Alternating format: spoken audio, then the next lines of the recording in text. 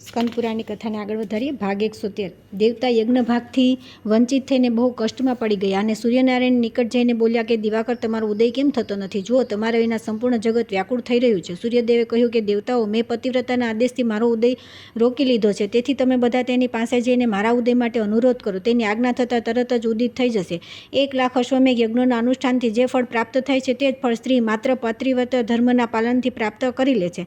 આ સાંભળીને બધા દેવતા તે ઉત્તમ ક્ષેત્રમાં ગયા અને દીર્ઘિકાની સામે ઊભા રહીને કોમળ વચનમાં બોલ્યા કે પતિવ્રતે તમે જે સૂર્યોદય રોકી દીધો છે એ સારું નથી કર્યું, કેમ કે એના કારણે પૃથ્વી પર શુભ કાર્યોનું અનુષ્ઠાન રોકાઈ ગયું છે. તેથી શુભે તમે આજ્ઞા આપી દો જેથી સૂર્યદેવ ઉદિત થાય. દીર્ઘિકા બોલી કે માંડવ્ય મુનિએ આ કારણ મારા પતિને શાપ આપ્યો છે. જ્યારે મારા પતિ જ નહીં રહે ત્યારે મારે સૂર્યોદયથી, યજ્ઞથી, શ્રાદ્ધથી અને દાનથી શું પ્રયોજન? ત્યારે બધા દેવતાઓ એકબીજાની સામે જોઈ દીર્ઘિકાને કહ્યું કે ભદ્રે, સૂર્યનો ઉદય થવા દો. તમારા પ્રિય પતિનું મૃત્યુ થઈ જાય અને આ માંડવ્ય મુનિ પણ સત્યવાદી થઈ જાય, પછી અમે તરત જ મૃત્યુના માર્ગમાં ગયેલા તમારા પતિને ફરી જીવતા કરી દઈશું. તે સમયે તમારા પતિની અવસ્થા 25 વર્ષ જેવી થઈ જશે અને તમે બહુ સુંદર રૂપમાં પોતાના પતિના દર્શન કરશો તથા તમે પણ 15 વર્ષની અવસ્થાયુક્ત અને કમળ જેવા નેત્રોવાળી થઈને સ્વેચ્છાનુસાર મૃત્યુલોકમાં સુખનો ઉપભોગ કરશો અને આ પાપ રહિત મુનીશ્વર માંડવ્ય પણ શૂળભેદની પીડાથી મુક્ત થઈને સુખના ભાગી થશે. ત્યારે દીર્ઘિકાએ બહુ સારું કહી દેવતાઓની વાત માની લીધી. તેને હા કહેતા જ ભગવાન સૂર્ય તરત ઉદિત થઈ ગયા અને સૂર્યના કિરણોનો સ્પર્શ થતાં કોઢી બ્રાહ્મણનું મૃત્યુ થઈ ગયું, પરંતુ દેવતાઓના હાથોનો સ્પર્શ થતાં ફરી તે જીવતો થઈ ગયા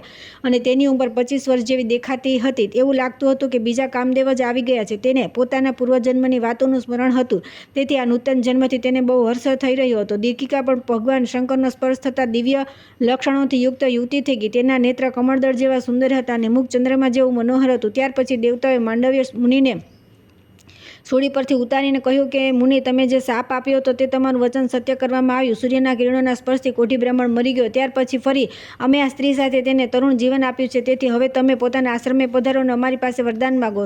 ત્યાર પછી આવે છે શૂલી તીર્થ અને દીધિકા તીર્થનું પ્રાગટ્ય. માંડવ્ય મુનિએ ધર્મરાજને શાપ આપવો અને તેમને સૂળી પર ચડવાનું કારણ. માંડવ્યજીએ કહ્યું કે સુરશ્રેષ્ઠ ગણ, હું તમારી પાસેથી વરદાન ગ્રહણ કરીશ, પરંતુ આ ધર્મરાજ મારો એક પ્રશ્નનો નિર્ણય કરે. સંસારમાં સમસ્ત પ્રાણીઓ માટે સુખ અને દુઃખના રૂપમાં તેમના પૂર્વજન્મના શુભાશુભ કર્મ જ ઉપસ્થિત થાય છે. આ તદ્દન સત્ય સિદ્ધાંત છે. મેં આલોક કે પરલોકમાં કયું પાપ કર્યું છે જેથી મને આવી વેદના પ્રાપ્ત થઈ અને કોઈ રીતે પણ મૃત્યુ ન થયું? ધર્મરાજે કહ્યું કે વિપ્રવર, તમે બીજા શરીરમાં નાના હતા ત્યારે તીક્ષ્ણ કાંટાથી એક જંતુને વીંધી નાખ્યું હતું. આ જ એક પાપ તમારાથી થયું છે. આ સિવાય બીજું કિંચિત પાપ પણ દેખાતું નથી, તેથી તમે આ સ્થિતિ પ્રાપ્ત થઈ છે. સુજી કહે છે કે ધર્મરાજની આ વાત સાંભળીને માંડવ્ય મુનિને બહુ રોષ થયો અને તેમણે ધર્મરાજને કહ્યું કે ધર્મ, મારા સાવ થોડા અપરાધ માટે મહાન દંડ આપ્યો છે, તેથી મારો શાપ ગ્રહણ કરો. તમે મનુષ્ય જન્મ પ્રાપ્ત કરી શુદ્ર યોનિમાં સ્થિત થાવ.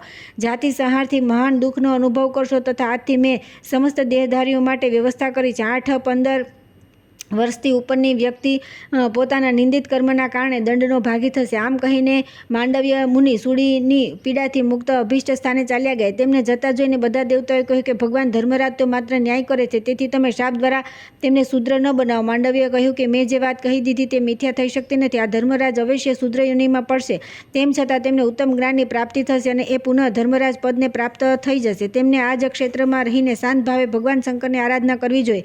મહાદેવજીની કૃપાથી એમને શીઘ્ર મોક્ષ પ્રાપ્ત થશે અને જો તમે લોકો મને વરદાન આપવા ઈચ્છતા હો તો આ સૂળી આજે મારા સ્પર્શથી ધર્મદાયક તીર્થ બની જાય. દેવતા બોલ્યા કે જે સવારે ઉઠીને આ સૂળીનો સ્પર્શ કરશે તે આ લોકમાં પાતકથી મુક્ત થઈ જશે. માંડવ્ય મુનિને આ પ્રમાણે કહીને ઇન્દ્ર વગેરે દેવતાઓ તે પતિવ્રતાને આદરપૂર્વક બોલ્યા કે પતિવ્રતે તમારા મનમાં જે ઈચ્છા હોય તે પ્રમાણે વરદાન માગો. પતિવ્રતા બોલી કે દેવેશ્વરો, આ સ્થાનમાં મારા દ્વારા જે ખાડો બનાવવામાં આવ્યો છે તે ત્રણેય લોકમાં દીર્ઘિતા તીર્થ નામે વિખ્યાત થાય. દેવતાએ કહ્યું કે આજથી લઈને તમારા કથનાનુસાર આ ખાડો ત્રણેય લોકમાં દીર્ઘિતા તીર્થ નામે વિખ્યાત થશે. જે મનુષ્ય આમાં શ્રદ્ધાપૂર્વક સ્નાન કરશે તે જો પુત્રહીન હશે તો પુત્રવાન થઈ જશે, પોતાના વંશની વૃદ્ધિ કરશે. પતિવ્રતાને આ પ્રમાણે કહીને દેવતાઓ સ્વર્ગમાં ચાલ્યા ગયા. સુંદરી પણ પતિવ્રતા પણ પોતાના પ્રિયતમ પતિની સાથે રહીને સુખ ભોગવવા લાગ્યા. અંતિમ અવસ્થા આવી ત્યારે તેણે હાટકેશ્વર ક્ષેત્રમાં પોતાના દીર્ઘિકા તીર્થનું સેવન કર્યું. ત્યાર પછી કાળવશ પોતાના પતિનું મૃત્યુ થયેલું જોઈને તેણે પણ શરીરનો ત્યાગ કરી દીધો અને પતિની સાથે તે પણ બ્રહ્મલોકમાં ચાલી ગઈ. આ પ્રમાણે આ દીર્ઘિકા તીર્થનું વર્ણન કર્યું છે. ઋષિઓએ પૂછ્યું કે સુજી, તપસ્વી મુનિશ્રેષ્ઠ માંડવ્ય કોણે અને કયા કારણે સૂળી પર ચડાવ્યા હતા? સુજીએ કહ્યું કે મહર્ષિઓ પૂર્વકાળમાં માંડવ્ય મુનિ બહુ શ્રદ્ધાપૂર્વક તીર્થયાત્રા કરતા આ ક્ષેત્રમાં આવ્યા. અહીં વિશ્વામિત્ર સંબંધી પાવન તીર્થમાં જઈને તેમણે પિતૃઓનું તર્પણ કર્યું કર્યું અને સૂર્યોપસ્થાન કરીને વિભ્રાડિતાતીએ સૂર્ય દેવતાના સૂક્તોનો પાઠ કરવા લાગ્યા. તે સમયે કોઈ ચોર કોઈનું ધન ચોરીને ભાગ્યો અને એ તરફ આવ્યો. તે ચોરનો પીછો કરતા કોઈ બીજો મનુષ્ય પણ તેની પાછળ દોડતો ત્યાં આવ્યો. ત્યારે ચોરે મુનીશ્વરને મૌન જોઈને તે ધન તેમને આગળ મૂકી દીધું અને સ્વયં કોઈ ગુફામાં જઈને સંતાઈ ગયો. એટલામાં જ તે ધનને લેવા માટે કેટલાય લોકો ભેગા થઈ ગયા. તેમણે મુનિ આગળ તે ધનનું પોટલું જોઈને પૂછ્યું કે મહાભાગ, આ રસ્તેથી કોઈ ધન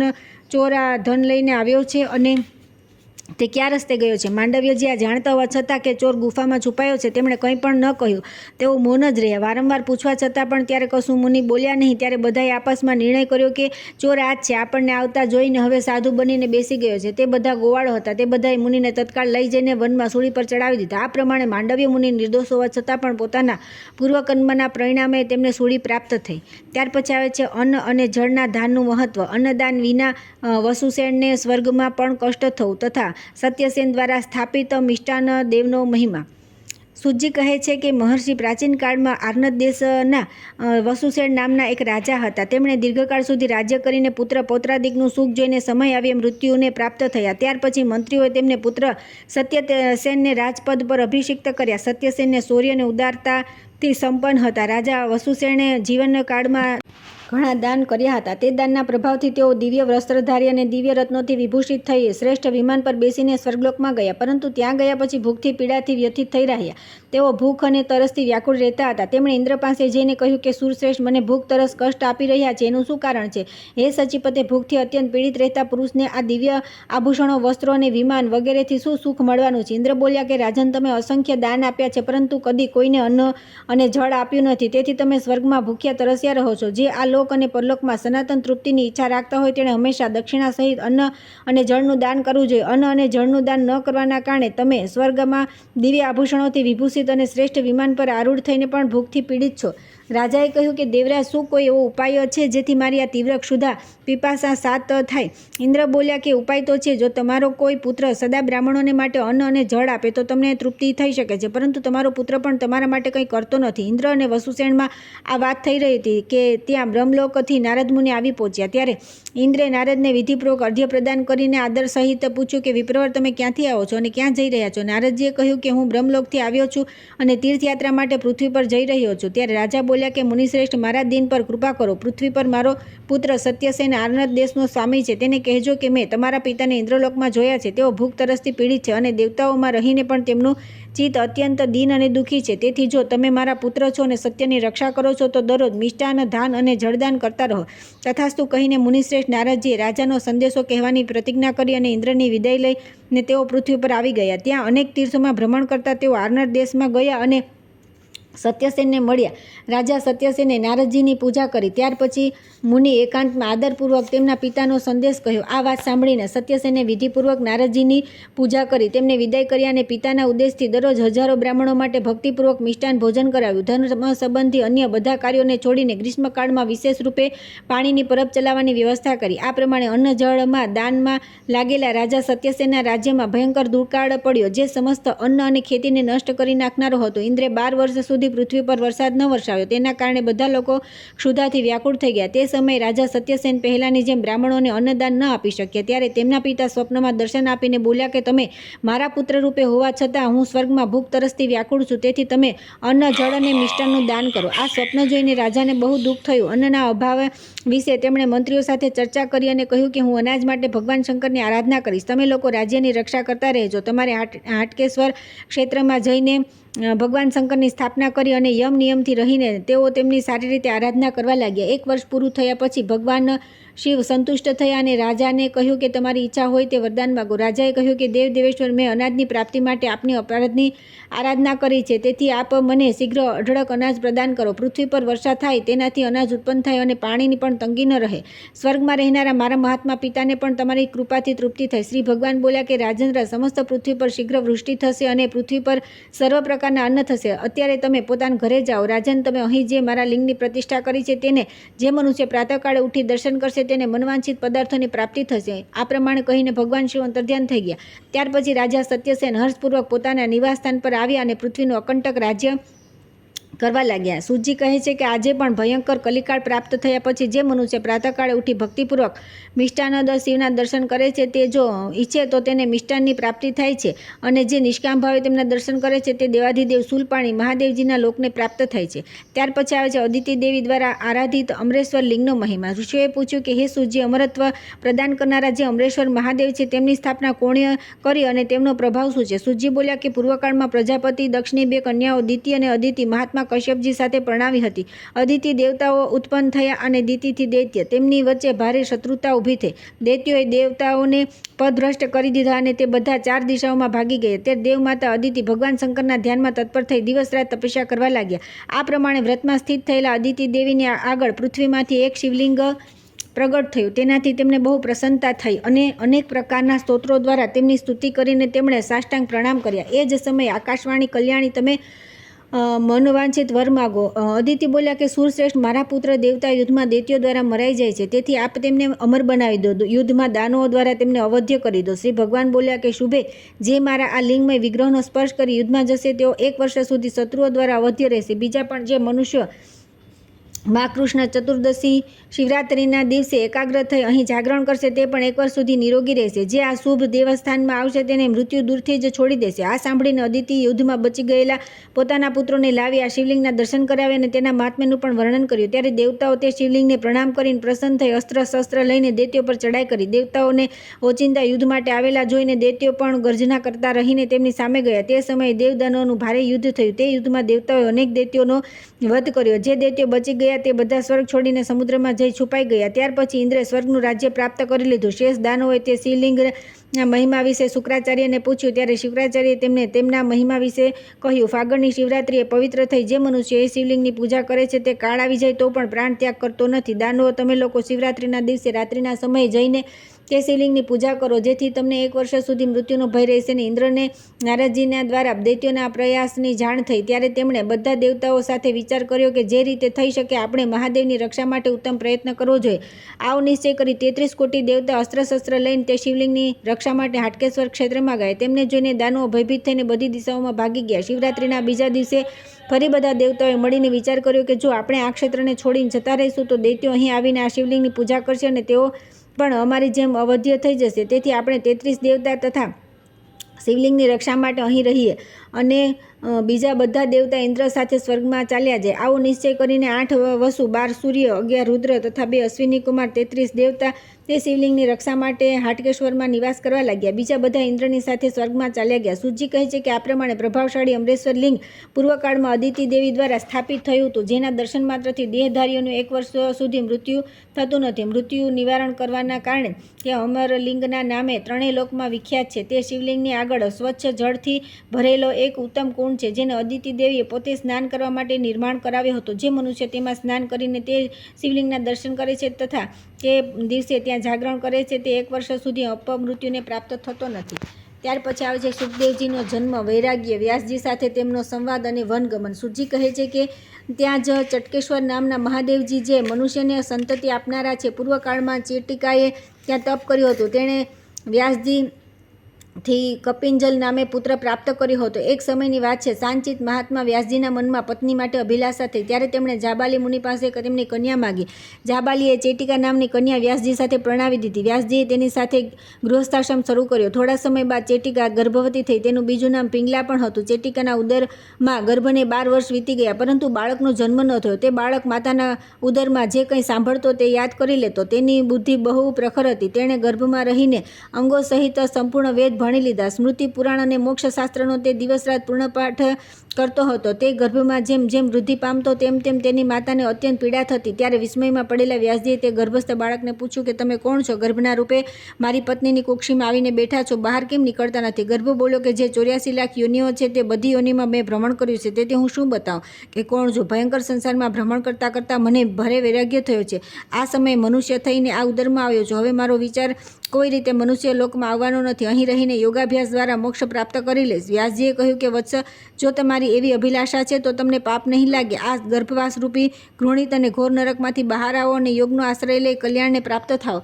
ગર્ભ બોલ્યો કે વિપ્રવર, જ્યાં સુધી જીવ ગર્ભમાં રહે છે ત્યાં સુધી તેને જ્ઞાન, વૈરાગ્ય તથા પૂર્વજન્મનું સ્મરણ રહે છે. ત્યારે તે ગર્ભમાંથી બહાર નીકળે કે તરત ભગવાન વિષ્ણુની માયા તેને સ્પર્શ કરે છે, ત્યારે તે બધું ભૂલી જાય છે. તેથી આ ગર્ભમાંથી હું બહાર આવીશ નહીં. વ્યાસજીએ કહ્યું કે વૈષ્ણવી માયા તમારા પર કોઈ પ્રકારનો પ્રભાવ નાખશે નહીં, તેથી તમે મને તમારું મુખ દેખાડો. ત્યાર પછી 12 વર્ષના કુમાર સુખ, જે યુવાનીની સમીપ પહોંચી ચૂક્યા હતા, ગર્ભથી બહાર નીકળ્યા અને વ્યાસ તથા માતાને પ્રણામ કરી તે જ ક્ષણે વનવાસ માટે પ્રસ્થાન કર્યું. ત્યારે મુનિવર વ્યાસે કહ્યું કે બેટા, મારા ઘરમાં રોકાઓ, જેથી તમારા જાતકર્મ વગેરે સંસ્કાર તો કરી દઉં. સુખદેવજી બોલ્યા કે મારા જન્મમાં સેંકડો સંસ્કાર થઈ ચૂક્યા છે, તે જ બંધનકારી સંસ્કારોએ મને ભવસાગરમાં નાખી રાખ્યો છે. વ્યાસજીએ કહ્યું કે દ્વિજના બાળકે પહેલાં બ્રહ્મચારી, પછી ગૃહસ્થ, ત્યાર પછી વાનપ્રસ્થી અને અંતમાં સંન્યાસી થવું જોઈએ. ત્યાર પછી તે મોક્ષને પ્રાપ્ત થાય છે. સુખદેવજી બોલ્યા કે જો બ્રહ્મચર્યથી જ મોક્ષ થાય ત્યારે તો નપુંસકોને તે સદા પ્રાપ્ત થવો જોઈએ. જો ગૃહસ્થાશ્રમીઓની મુક્તિ થાય ત્યારે તો સંપૂર્ણ જગતને મુક્તિ મળી જવી જોઈએ. જો વાનવાસમાં અનુરક્ત હોય તેમને મુક્તિ મળે ત્યારે તો હરણાઓની મુક્તિ અવશ્ય થવી જોઈએ. જો તમારા મત પ્રમાણે સંન્યાસ ધર્મનું પાલન કરનારા મનુષ્યનો મોક્ષ થાય છે ત્યારે તો કેટલા દરિદ્ર મનુષ્યો છે તે બધાની મુક્તિ પહેલાં જેવી થવી જોઈએ. વ્યાસજીએ કહ્યું કે મુનિજીનું કહેવું કે ગૃહસ્થ ધર્મમાં અનુરક્ત રહી સન્માર્ગ પર ચાલનારા માનવોના માટે આ લોકોને પરલોક બંને સુખપ્રદ હોય છે. ગૃહસ્થાશ્રમી પુરુષ દ્વારા ગૃહસ્થ ધર્મનું પાલન કરવા માટે જે સંગ્રહ કરવામાં આવે છે તે આ લોક અને પરલોકમાં પણ સનાતન સુખ પ્રદાન કરે છે. સુખદેવજી બોલ્યા કે દેવયોગે ક્યારેક અગ્નિમાંથી પણ શીતળતા પ્રાપ્ત થઈ શકે છે, ચંદ્રમાંથી પણ ગરમી લાગી શકે છે, પરંતુ આ મૃત્યુલોકમાં પરિગ્રહથી પણ સુખની ઉત્પત્તિ થાય તેવું ન કદી થયું છે, ન થાય છે અને આગળ કદી થશે પણ નહીં. વ્યાસજી કહ્યું કે ઘણું પુણ્ય કરવાથી કોઈ રીતે આ પૃથ્વી પર અત્યંત દુર્લભ મનુષ્ય જન્મની પ્રાપ્તિ થાય છે. તેને પ્રાપ્ત કરીને જો મનુષ્ય ગૃહસ્થ ધર્મનું તત્વ જાણનાર હોય તો તેને શું નથી મળતું? સુખદેવજી બોલ્યા કે જો મનુષ્ય જન્મની સમયની પોતાની સ્થિતિ જોઈને જો જ્ઞાની થાય તો જન્મ લીધા પછી બધું જ્ઞાન ભૂલી જાય છે. વ્યાસજીએ કહ્યું કે મનુષ્યનો પુત્ર હોય અથવા ગધેડાનું બચ્ચું હોય, જ્યારે તે શરીરમાં ધૂળ ભરીને ચંચળ ગતિએ ચાલે છે અને તોતડી વાણીમાં બોલે છે ત્યારે તે શબ્દ પણ લોકો માટે બહુ આનંદદાયક હોય છે. સુખદેવજી બોલ્યા કે મુનિ ધૂળમાં આળોટતા અપવિત્ર શિશુ જોઈને જે અહીં સંતુષ્ટ થાય છે અથવા સુખનો અનુભવ કરે છે તે અજ્ઞાની છે. વ્યાસજીએ કહ્યું કે યમલોકમાં પૂ નામનું મહાભયંકર નરક છે. પુત્રહીન મનુષ્ય તેમાં જાય છે, તેથી પુત્રની પ્રશંસા કરવામાં આવે છે. સુખદેવજી બોલ્યા કે મહામુનિ, જો પુત્રથી જ બધાને સ્વર્ગ પ્રાપ્ત થાય તો સુવર, કૂતરા અને ટીટોડીને વિશેષ રૂપે તે પ્રાપ્ત થવું જોઈએ. વ્યાસજીએ કહ્યું કે પુત્રના દર્શનથી મનુષ્ય પિતૃઋણથી મુક્ત થાય છે અને પૌત્રના દર્શનથી દેવઋણથી મુક્ત થાય છે અને પરપૌત્રને જોઈ લે ત્યારે તો તે સ્વર્ગનો નિવાસી થાય છે. સુખદેવજી બોલ્યા કે ગીધ દીર્ઘજીવી હોય છે, તે હંમેશા પોતાની ઘણી પેઢીઓને જોઈ છે, પરંતુ તેને મોક્ષ મળતો નથી. સુખજી કહે છે કે આ પ્રમાણે સુખદેવજીના વનમાં ચાલ્યા ગયા. પોતાના પુત્ર સુખને ગૃહસ્થી પ્રત્યે નિષ્પૃહ જોઈને ચેટિકાએ દુઃખી થઈ વ્યાસજીને કહ્યું કે દ્વિજશ્રેષ્ઠ, મને આજ્ઞા આપો જેથી હું પુત્રના માટે તપસ્યા કરું અને મહાદેવજીને પ્રસન્ન કરીશ, જેથી મને વંશની વૃદ્ધિ કરનાર શ્રેષ્ઠ પુત્ર પ્રાપ્ત થાય. આવો નિશ્ચય કરી વ્યાસજીની આજ્ઞા લઈ પતિવ્રતા ચેટિકાએ હાટકેશ્વર ક્ષેત્રમાં જઈ તપસ્યા શરૂ કરી. તેણે ભગવાન શંકરની સ્થાપના કરી તેમની આગળ નિર્મળ જળથી ભરેલી એક વિશાળ વાવડી નિર્માણ કરાવી, જે સ્નાન કરવા માત્રથી સમસ્ત પાતકોનો નાશ કરનારી છે. ત્યાર પછી તેની તપસ્યાથી સંતુષ્ટ થઈને ત્રિપુરારી મહાદેવજીએ પ્રત્યક્ષ દર્શન આપ્યા અને કહ્યું કે સુવ્રતે વરદાન માગો. ચેટિકા બોલી કે સુરશ્રેષ્ઠ, મને એવો પુત્ર આપો જે મારા વંશની વૃદ્ધિ કરનારો, સદા મિત્રોને આનંદ આપનારો, સુશીલ તથા વિનયી હોય. મહાદેવજીએ કહ્યું કે શુભે, તમે જેવા પુત્રને માટે પ્રાર્થના કરી છે તેવો જ પુત્ર તમને પ્રાપ્ત થશે, એમાં સંદેહ નથી. બીજી કોઈ પણ સ્ત્રી અહીં વાપીમાં સ્નાન કરી એકાગ્રચિત્તે 1 વર્ષ સુધી દરેક મહિનાની શુક્લ પક્ષની પંચમીએ તમારા દ્વારા સ્થાપિત મારા આ લિંગનું પૂજન કરશે તે વર્ષના અંતમાં સૌભાગ્યથી સંપન્ન થશે. એ જ પ્રમાણે જે પુરુષ અહીં સ્નાન કરીને સકામ ભાવે મારું પૂજન કરશે તે મનવાંછિત કામના પ્રાપ્ત કરી લેશે અને નિષ્કામ ભાવે મારું પૂજન કરશે તે મોક્ષને પ્રાપ્ત થશે. આમ કહીને મહાદેવજી અંતર્ધ્યાન થઈ ગયા અને ચેટિકાએ વ્યાસજીથી કપિંજલ નામનો પુત્ર પ્રાપ્ત કર્યો. ચેટિકા દ્વારા સ્થાપિત થવાથી તે શિવલિંગ ચટકેશ્વર નામે વિખ્યાત થયું. ત્યાર પછી આવે છે રાજા સુરત દ્વારા ભૈરવજીની સ્થાપના અને આરાધના તથા શંખ, તીર્થ, શિવ, ગણેશ, ગૌરી અને ચક્રપાણી, વાસુદેવ વગેરે દેવ વિગ્રહોનું દર્શનનું મહાત્મ્ય. સૂજી કહે છે કે કોઈ સમયે સૂર્યવંશમાં ઉત્પન્ન સુપ્રસિદ્ધ રાજા સુરથ પોતાના રાજ્યથી ભ્રષ્ટ થઈને પુરોહિત વશિષ્ઠજીના આશ્રમ પર ગયા અને પ્રણામ કરીને બોલ્યા કે બ્રહ્મન, આ સમયે શત્રુઓએ મુજ મંદભાગીના રાજ્યનું બળપૂર્વક અપહરણ કરી લીધું છે, તેથી મારા પર કૃપા કરો, મારી બીજી કોઈ ગતિ નથી. વશિષ્ઠજીએ કહ્યું કે મહારાજ, જો આવી વાત છે તો તમે શીઘ્ર જ તમામ સિદ્ધિઓને આપનાર હાટકેશ્વર ક્ષેત્રમાં જાઓ. ત્યાં ભૈરવ રૂપે મહાદેવજીની સ્થાપના કરો. જેમના હાથમાં ઉપાડેલા ત્રિશૂળના અગ્રભાગ પર અંધકાસુરનું શરીર પરોવેલું હોય આ પ્રમાણે ભૈરવરૂપી શિવજીની સ્થાપના કરી નરસિંહ મંત્રથી લાલ ફૂલ તથા લાલ ચંદન તથા ધૂપ વગેરે દ્વારા તેમની પૂજા કરો. આ પ્રમાણે ભૈરવજીની શક્તિ પ્રાપ્ત કરીને તમે તેજ અને પરાક્રમથી સંપન્ન થઈ જશો અને તેમની જ કૃપાથી સંપૂર્ણ શત્રુઓનો સંહાર કરી શકશો. પરંતુ બહુ પવિત્રતા સાથે તમારે ભગવાન ભૈરવની પૂજા કરવી જોઈએ, અન્યથા વિઘ્નની પ્રાપ્તિ થશે. મહર્ષિ વશિષ્ઠના વચન સાંભળી રાજા સુરથ તથા તરત હાટકેશ્વર તીર્થમાં ગયા. ત્યાં તેમણે ભૈરવ રૂપધારી મહાદેવજીની સ્થાપના કરી અને ભક્તિપૂર્વક નારસિંહ મંત્ર દ્વારા તેમનું પૂજન કર્યું. ઉપાસના સમયે રાજા બહુ જ પવિત્ર, સંયમશીલ અને બ્રહ્મચર્ય પરાયણ રહેતા હતા. નારસિંહ મંત્રના 10,000 જપ કર્યા પછી રાજા પર ભગવાન ભૈરવ પ્રસન્ન થયા અને બોલ્યા કે રાજન, આ મંત્રથી પૂજિત થઈને હું બહુ પ્રસન્ન છું, તેથી તમે મનવાંછિત વર માગો. સુરત બોલ્યા કે સુરેશ્વર, શત્રુઓએ મારું રાજ્ય છીનવી લીધું છે, તે તમારી કૃપાથી પુનઃ નિષ્કંટક થઈને મને પ્રાપ્ત થાય. આ ઉપરાંત કોઈ પણ મનુષ્ય અહીં આવીને આ પ્રમાણે પૂજા કરે તેને પણ 1000 મંત્રોના જપ પૂરા થાય પછી મારી જેમ સિદ્ધિ પ્રાપ્ત થાય. તથાસ્તુ કહી ભગવાન શંકર અંતર્ધ્યાન થઈ ગયા. રાજા સુરતે પણ સંગ્રામમાં શત્રુઓનો વધ કરીને પોતાનું રાજ્ય પ્રાપ્ત કરી લીધું. સૂતજી કહે છે કે મહર્ષિઓ, જે મનુષ્ય શંખતીર્થમાં ખાસ કરી એકાદશી તિથિએ સ્નાન કરે છે તે બધા તીર્થોમાં સ્નાન કરવાનું ફળ પ્રાપ્ત કરી લે છે. તે ત્યાં સિદ્ધેશ્વર સહિત 11 રુદ્રોના ભક્તિપૂર્વક દર્શન કરે છે. તેના દ્વારા માહેશ્વર તીર્થમાં સમસ્ત શિવ વિગ્રહોના દર્શન સંપન્ન થઈ જાય છે. જે મનુષ્ય શ્રદ્ધાપૂર્વક ગહોતા દેવીના દર્શન કરે છે તેના દ્વારા સંપૂર્ણ દુર્ગા મૂર્તિઓની પૂજા થઈ જાય છે. જે મનુષ્ય સ્વર્ગદ્વાર પ્રદાન કરનારા ગણેશજીના દર્શન કરે છે તેના દ્વારા સંપૂર્ણ ગણેશ વિગ્રહોના દર્શન સંપન્ન થઈ જાય છે. જે ત્યાં વડની નીચે શર્મિષ્ઠા દ્વારા સ્થાપિત ગૌરીજીના દર્શન કરે છે તેના દ્વારા સંપૂર્ણ ગૌરી વિગ્રહોના દર્શન થઈ જાય છે. જે મનુષ્ય પ્રાતઃકાળે ઉઠીને ચક્રપાણી વાસુદેવના દર્શન કરે છે તેને સમસ્ત વાસુદેવ વિગ્રહોના દર્શન થઈ જાય છે. જે મનુષ્ય સૂતા અને જાગતા તથા દરરોજ પ્રાતઃકાળે ઉઠી સ્નાન કર્યા પછી ભક્તિપૂર્વક ચક્રપાણી ભગવાનના દર્શન કરે છે તેના બ્રહ્મત્ય વગેરે પાપો તત્કાળ સમાપ્ત થઈ જાય છે. ત્યાર પછી આવે છે ગૌરી, જયા અને વિજયાકુંડનું મહાત્મ્ય, સિદ્ધિના ઉપાય તથા નાગરખંડના પૂર્વાર્ધ ભાગના શ્રવણનું ફળ.